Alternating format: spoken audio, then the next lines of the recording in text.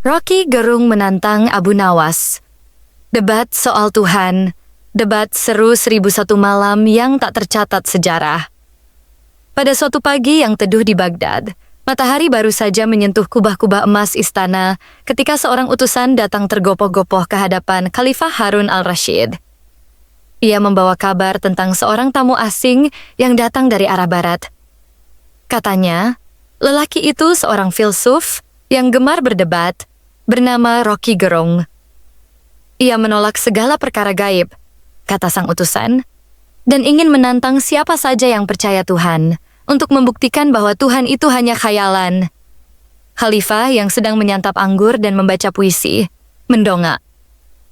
Tantangan tentang Tuhan? Gumamnya. Baghdad penuh dengan ulama dan pujangga. Tapi untuk urusan gila seperti ini, hanya satu orang yang terlintas di benakku, Abu Nawas. Keesokan harinya, Rocky Gerung tiba di majelis istana. Ia tidak mengenakan sorban, tidak pula membawa tongkat seperti kebiasaan para cendekia. Wajahnya datar, matanya tajam, dan mulutnya sibuk mengunyah kata-kata dari kitab kecil yang ia bawa kemana-mana. Ketika Khalifah menyambutnya dengan senyum, Rocky langsung berkata tanpa basa-basi, "Aku datang bukan untuk sopan santun. Aku datang untuk mencari kebenaran. Jika kalian yakin Tuhan itu ada, tunjukkan padaku." Para menteri dan hakim agama di istana terperangah. Belum pernah ada tamu yang berbicara kepada Khalifah seperti itu. Beberapa hampir mencabut pedang, tapi sang Khalifah justru tertawa geli. "Aku suka orang yang berani, meski mungkin bodoh. Tunggu di taman belakang. Akan kupertemukan engkau dengan Abu Nawas esok pagi." Maka pagi harinya, Abu Nawas datang ke taman istana dengan pakaian sederhana dan senyum main-main di bibirnya. Ia telah mendengar tantangan itu, dan bukannya gusar, ia justru membawa sekeranjang roti dan seekor kambing hitam yang terus mengembik. Rocky melihatnya dari jauh dan bergumam, "Jadi ini orang suci kalian, datang membawa kambing?" Abu Nawas hanya menjawab dengan tenang, "Aku membawa bekal. Karena perjalanan menuju Tuhan, Tuan Rocky, bisa sangat panjang dan melelahkan." Taman istana pagi itu semarak oleh para cendekia, penasihat, bahkan beberapa pedagang rempah yang sengaja diam-diam menyelinap masuk demi menyaksikan perdebatan langka itu. Di bawah naungan pohon delima yang sedang berbuah, kursi-kursi telah disusun melingkar, dengan dua singgasana kecil di tengahnya, satu untuk Abu Nawas, satu lagi untuk tamu asing yang nyeleneh, Rocky Gerung. Rocky duduk bersilang kaki, menggenggam segelas teh tanpa gula. "Sebelum kita mulai," katanya, "aku ingin kau tahu satu hal, Abu Nawas. Aku tidak percaya pada apa yang tidak bisa dibuktikan. Kalau kau bilang Tuhan ada, maka kau harus memperlihatkannya. Tak ada tempat bagi imajinasi dalam dunia yang rasional." Abu Nawas menatap Rocky, matanya memicing seperti sedang menimbang sesuatu yang lebih berat dari logika itu sendiri. Ia tidak segera menjawab. Sebaliknya, ia mengambil sepotong roti dari keranjangnya, membelahnya, lalu memberikannya pada Rocky. "Makanlah dulu. Berdebat dengan perut kosong hanya akan membuatmu lapar akan kemenangan, bukan kebenaran." Beberapa hadirin tertawa kecil. Rocky menolak roti itu dengan sopan namun dingin. "Aku datang bukan untuk berbagi roti, tapi pikiran. Maka jawab saja pertanyaanku. Di mana Tuhanmu?" Abu Nawas tersenyum. Ia menunjuk ke langit, lalu ke bumi, lalu ke dadanya sendiri. "Tuhan ada di tempat yang tidak bisa kau lihat, tapi kau rasakan. Seperti rasa rindu, atau cinta, atau bahkan rasa tidak percaya." Rocky mengernyit. "Itu bukan jawaban, itu puisi." Abu Nawas mengangguk. "Maka barangkali, Tuhan pun bukan untuk dijelaskan, tapi untuk disyairkan." Suasana menjadi hening. Para hadirin mulai bertukar pandang, tak tahu siapa yang sedang unggul dalam perdebatan ini. Rocky menyandarkan tubuhnya ke sandaran kursi, lalu berkata pelan namun tajam, "Kalau begitu, engkau bukan pendebat, tapi penyair. Maka izinkan aku bertanya dengan cara lain. Kalau Tuhanmu benar-benar ada, mengapa ia tak muncul sekarang juga untuk membantumu?" Abu Nawas tidak langsung menjawab. Ia hanya menatap kambing yang tadi dibawanya, lalu menatap Rocky dengan pandangan aneh. "Kau ingin Tuhan datang? Baiklah. Tapi bersiaplah kecewa jika yang datang justru dirimu sendiri. Setelah kalimat ganjil itu meluncur dari mulut Abu Nawas, taman istana kembali sunyi. Rocky menatap Abu Nawas, mencoba menerka maksud di balik pernyataannya. Apa maksudmu aku akan kecewa karena aku sendiri yang datang? Tanyanya sambil mengangkat alis. Abu Nawas tidak menjawab. Ia justru menatap Rocky dengan lekat-lekat, lalu bertanya lembut, Tuan Rocky, sebelum kau datang ke Baghdad, apakah kau pernah bermimpi ingin menemukan kebenaran? Rocky terdiam sejenak lalu menjawab, aku tidak percaya mimpi. Bukan mimpi dalam tidur, kata Abu Nawas cepat, tapi mimpi dalam akalmu. Hasrat yang membuatmu berjalan jauh, mempertanyakan segalanya. Tidakkah kau curiga bahwa dorongan itu bukan datang dari dalam dirimu saja? Lalu dari mana datangnya? Tanya Rocky. Abu Nawas menatap langit. Dari yang maha mendorong, yang tak terlihat tapi membuatmu terus mencari. Apa kau tidak heran mengapa orang sepertimu, yang tak percaya Tuhan justru begitu terobsesi membantahnya? Rocky membuka mulut tapi tak ada kata yang keluar. Ia meneguk tehnya yang mulai dingin. Wajahnya tetap tenang, tapi di dahinya ada kerutan baru yang belum sempat ia perhalus dengan logika. Abu Nawas melanjutkan, jika kau benar-benar yakin Tuhan tidak ada, mengapa susah payah datang jauh-jauh dari negeri asing untuk membuktikan ketiadaannya? Orang yang tak percaya pada peri tidak akan sibuk keliling dunia mencari bukti bahwa peri itu omong kosong. Tapi kau bukan ateis sejati, Tuan Rocky. Kau hanya orang yang rindu, tapi tak tahu kepada siapa harus pulang. Seketika taman itu senyap seperti malam yang kehilangan jangkrik. Para hadirin menunduk, beberapa terdiam memikirkan diri sendiri. Rocky gerung menggenggam lengan kursinya erat-erat, seolah ingin menyangkal, tapi kata-kata Abu Nawas telah merasuk jauh sebelum ia sempat membantah. Rocky akhirnya menarik napas dalam-dalam, mencoba menahan gejolak yang tak ia mengerti. Ia bukan pemarah, tapi ada sesuatu dalam kata-kata Abu Nawas yang membuat pikirannya tidak nyaman. Kau bermain kata, katanya. Tapi aku tak datang ke sini untuk bermain. Aku ingin jawaban. Bukan puisi, bukan perumpamaan. Abu Nawas mengangguk pelan. Baiklah, kau ingin logika? Ia menatap lurus ke mata Rocky. Jika kau menolak sesuatu yang tak terlihat, maka kau juga harus menolak akalmu sendiri. Bisakah kau menunjukkan bentuk logika? Bisakah kau timbang akal sehatmu di atas timbangan emas? Rocky mengernyit. Tentu tidak bisa, tapi efeknya nyata. Logika dapat dibuktikan melalui hasil, ilmu pengetahuan, teknologi, pemahaman. Abu Nawas tersenyum. Tepat sekali. Maka izinkan aku berkata, Tuhan pun serupa. Tidak tampak tapi efeknya nyata bagi yang mau melihat. Rocky segera membalas. Itu hanya perasaan. Orang merasa apapun jika dibiasakan. Keyakinan bisa diwariskan. Aku berbicara soal kebenaran yang universal, bukan yang bergantung pada iman. Abu Nawas mengambil napas, lalu mengangguk. Maka kau anggap iman bukan bagian dari kebenaran? Benar. Abu Nawas lalu menunjuk ke seekor semut yang sedang berjalan di atas meja batu di depan mereka. Lihat semut itu. Baginya, dunia hanya sejengkal. Ia tak tahu apa itu istana, apa itu kerajaan. Tapi karena ketidaktahuannya, apakah kita lantas tidak ada? Rocky terdiam. Abu Nawas melanjutkan dengan lembut. Bisa jadi, akal kita pun seperti semut. Kita menolak keberadaan sesuatu karena kita tak mampu mencapainya. Tapi itu tak membuktikan bahwa yang ditolak tidak ada. Ia hanya belum terjangkau oleh nalar yang terlalu sombong. Dan untuk pertama kalinya sejak debat dimulai, Rocky tidak segera membantah. Ia hanya memandangi semut kecil itu, yang tetap berjalan tak peduli ada dua manusia sedang memperdebatkan semesta. Rocky akhirnya bersandar pada kursinya, pandangannya tidak lagi tajam seperti semula. Kau pintar bermain dengan perumpamaan, Abu Nawas. Tapi aku tidak takut semut atau istana. Yang kutakutkan adalah manusia yang menyembah sesuatu yang tak ia kenal, lalu mengatasnamakannya untuk menindas sesamanya. Abu Nawas mengangguk dalam. Itu kekhawatiran yang adil. Tapi apakah engkau menyalahkan cahaya karena ada orang yang menyalahgunakan obor untuk membakar rumah? Rocky terdiam sesaat, lalu tersenyum miring. Aku hanya ingin dunia rasional. Dunia yang tak perlu Tuhan untuk berbuat baik. Sayangnya, jawab Abu Nawas, aku telah hidup cukup lama untuk tahu bahwa logika saja tak bisa membuat manusia baik. Bahkan, yang paling kejam kadang adalah orang yang merasa paling rasional. Sebab ia percaya bahwa tak ada yang akan mengadili dirinya selain akalnya sendiri. Para hadirin mulai mengangguk pelan. Kata-kata Abu Nawas merambat seperti angin gurun yang mengendap, tak terasa tapi menyesap ke tulang. Rocky menatap Abu Nawas selama sekali, lalu bertanya, apakah dengan begitu, engkau menyebutku tak waras karena tak percaya Tuhan?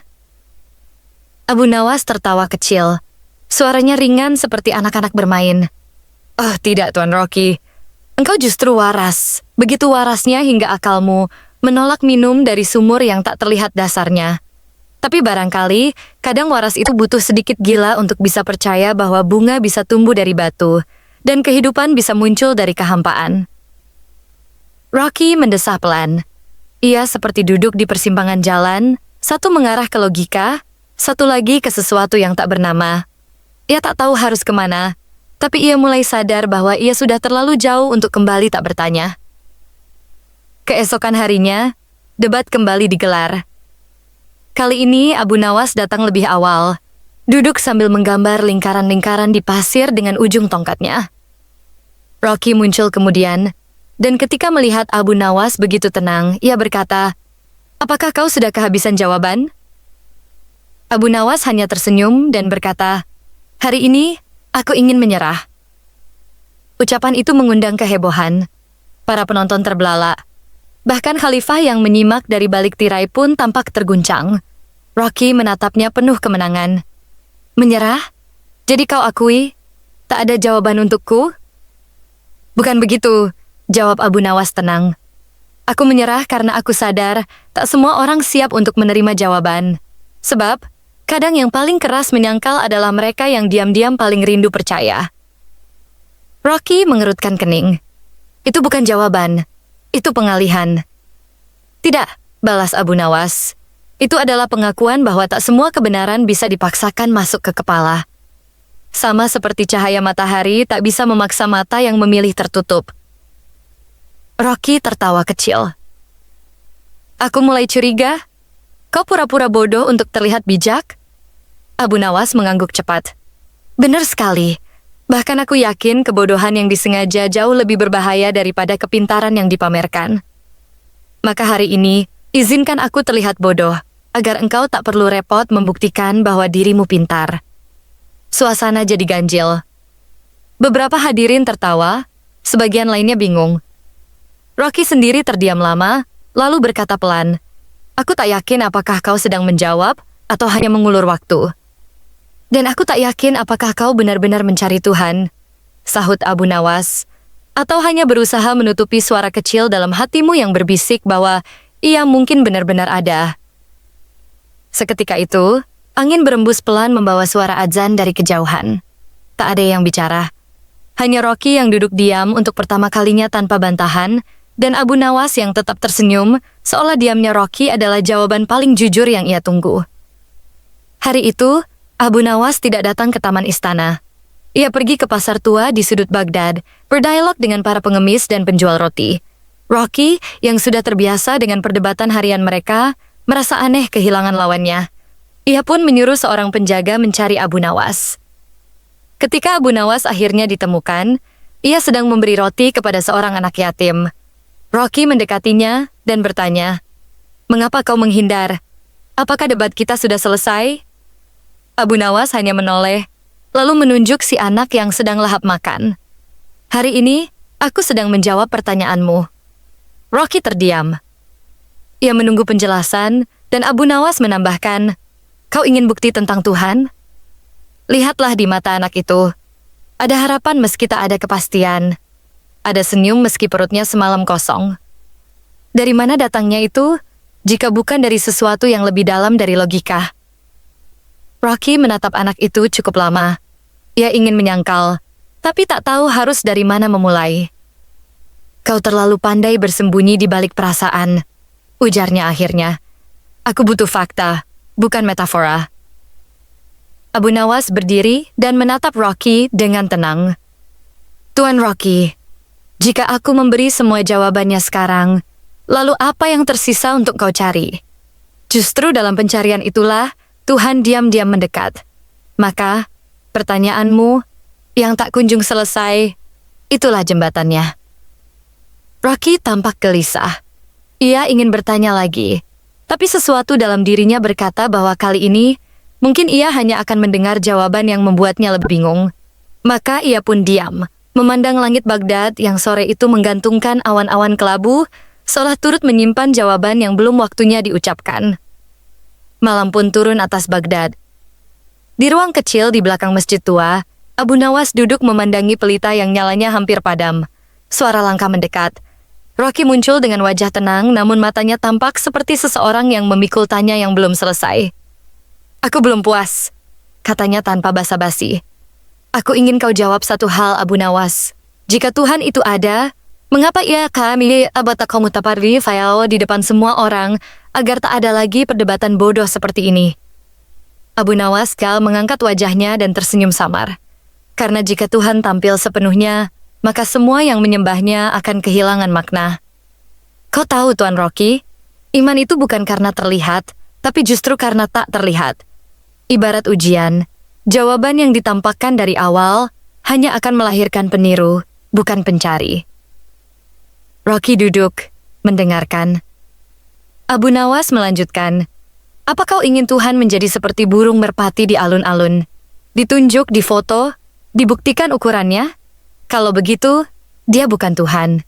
Dia hanya objek. Dan Tuhan, Tuan Rocky, tidak bisa dijebak oleh logika manusia, sebab ia lebih besar dari logika itu sendiri. Lalu bagaimana aku bisa yakin? Tanya Rocky, nadanya mulai pelan. Dengan meragukan, jawab Abu Nawas. Sebab keraguan yang jujur lebih dekat kepada Tuhan daripada keyakinan yang sombong. Dan engkau, Tuan Rocky, telah jujur sejak awal, karena itulah aku terus menjawabmu. Keduanya terdiam lama. Malam semakin larut. Di luar, suara angin gurun berdesir perlahan. Rocky menunduk, dan untuk pertama kalinya sejak ia datang ke Baghdad, ia tak menyusun argumen. Ia hanya berkata pelan, seakan kepada dirinya sendiri. Mungkin, selama ini aku bukan mencari bukti, tapi alasan untuk percaya. Abu Nawas menatapnya penuh belas kasih. Dan mungkin, katanya lembut, itulah mengapa Tuhan membiarkanmu bertanya begitu lama. Keesokan paginya, Rocky duduk di pelataran masjid tua, sendirian. Tidak ada kerumunan, tidak ada debat. Abu Nawas belum datang. Tapi entah kenapa, pagi itu Baghdad terasa lebih teduh dari biasanya. Angin menyentuh dedaunan seperti tangan yang mengusap kepala anak kecil. Rocky memejamkan mata, mencoba mendengar bukan dengan telinga, tapi dengan hati. Ia teringat semua percakapan mereka, tentang logika, semut, cahaya, bahkan senyum anak yatim. Semuanya seperti potongan puzzle yang awalnya tak cocok, tapi kini perlahan menyatu. Tak lama, Abu Nawas datang, membawa 2 cangkir teh. Ia duduk di samping Rocky tanpa berkata-kata. Mereka diam cukup lama. Lalu, Rocky bertanya, Abu Nawas, kalau seandainya aku ingin percaya, tapi masih ragu, apakah Tuhan akan marah?